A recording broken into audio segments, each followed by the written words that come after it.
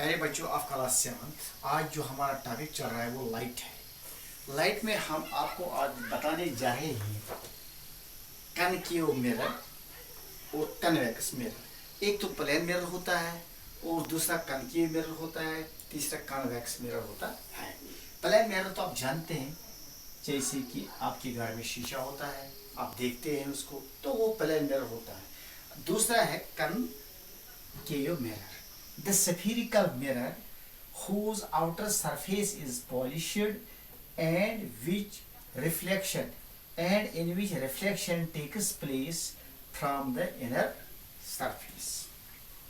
इस डेफिनेशन से आपको थोड़ा कम समझ आएगा, लेकिन फिगर को देखकर आपको पूरा समझ आएगा। कनकेव मिरर जो होता है वो ऐसे होता है, स्फेरिकल, गोल होता है। इसकी जो बाहर वाली सरफेस होती है, इसको यहाँ पर पॉलिश किए रोगन इस पर होता है, और इमेज जो बनती है वो इस साइड में बनती है, जो साइड कर्व में है।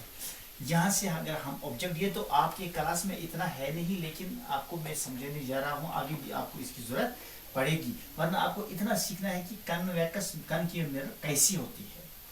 जब यहाँ ऑब्जेक्ट हम डालते हैं तो इसकी यहाँ पर एक रे जाती है, वो प्रिंसिपल एक्सिस से यहाँ पर क्रॉस करती है कर्वेचर से, यहाँ तो फोकस होता है, यहाँ तो सेंटर ऑफ कर्वेचर होता है, दूसरी यहाँ से आती है, और इन दो लाइनों का जो मतलब यहाँ क्रॉस होता है वो यहाँ होता है। तो इस ऑब्जेक्ट की जो इमेज है वो यहाँ पर बनती है, जहाँ पर दो लाइनें क्रॉस करते हैं। आपको इतना जानना है कि कनकेव मिरर जो है वो किस शक्ल का होता है। आप इसी के बरअक्स जो है कन्वेक्स मिरर, ये भी ऐसा है। The spherical mirror whose inner surface is polished, इसकी जो अंदर वाली सरफेस, गोलाई के अंदर जो सरफेस इसमें पॉलिश होती है, और बाहर वाली जो सरफेस होती है कर्व के बाहर, इस तरह ये कर्व है, और अंदर वाली सरफेस जो पॉलिश्ड है इस पर रोगन किया होता है, और इस सरफेस में देखा जाता है। whose inner surface is polished and reflection taking place from the outer side, और इस साइड में इसकी रिफ्लेक्शन होती है। ये अगर हम एक ऑब्जेक्ट को यहाँ पर रखते हैं, यहाँ से रे जाती है, यहाँ से वापस आती है।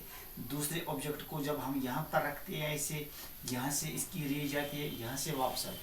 फिर इन दो रेज का एक तो यहाँ से जाएगी, दूसरी यहाँ से, ये कहाँ कट करेंगे, हमें इमेज का पता ही नहीं लगेगा कि हमारे ऑब्जेक्ट की शक्ल कहाँ बनेगी। इस तरह हम इनको फॉरवर्ड बैकवर्ड में प्रोड्यूस करते हैं। इस साइड यहाँ ये एक पॉइंट पर मिलेंगे, यहाँ पर फोकस इमेज, तो यहाँ पर शक्ल बनेगी ऑब्जेक्ट की। जो ऑब्जेक्ट हम इसके सामने रखते हैं उसकी इमेज पीछे बनती।